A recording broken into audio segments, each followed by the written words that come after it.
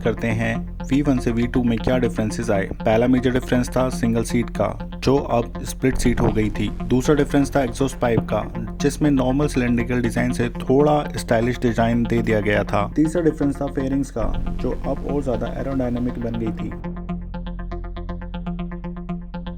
Headlights और instrumental cluster, जो analogue और डिजिटल स्पीडोमीटर का कॉम्बिनेशन वो ऑलमोस्ट सेम था। V1 और V2 दोनों में ही डुअल डिस्क ब्रेक्स थे, जिसमें ABS नहीं आता था। इंजन अभी भी 149 सीसी का लिक्विड कूलिंग था, जो 17 PS की पावर जनरेट करता था। अब बात करते हैं V2 और V3 वर्जन में क्या डिफरेंसेस थे। वर्जन 3 एक तरह से न्यू बाइक ही बोल सकते हैं, क्योंकि इसमें था 155 सीसी का liquid cooled engine valve variable actuation system के साथ, जो लो RPM पर भी इंस्टेंट टॉर्क देता है। ध्यान देने वाली बात यह है कि इसकी पावर जो बढ़कर BS4 स्टैंडर्ड के साथ 19.3 PS हो गई थी, बाद में BS6 स्टैंडर्ड मैच करने के लिए घटकर 18.6 PS रह गई। ब्रेकिंग के लिए डुअल डिस्क्स, और इस बार था इसमें डुअल चैनल ABS।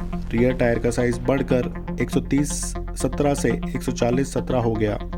हेडलाइट का डिजाइन भी बदल गया और अब हैलोजन की जगह शार्प LED लाइट्स और इंस्ट्रूमेंटल कंसोल था फुली डिजिटल। एस्थेटिक चेंज के लिए टैंक कवर और हैंडल पर भी चेंजेस थे। और अब फाइनली चलते हैं V4 वर्जन में। तो इसमें V3 से क्या डिफरेंस थे। पहला मेजर डिफरेंस था bifunctional LED projector headlights. दूसरा डिफरेंस था USD फॉक्स, और लास्ट इंपॉर्टेंट न्यू फीचर था traction control with quick shifter.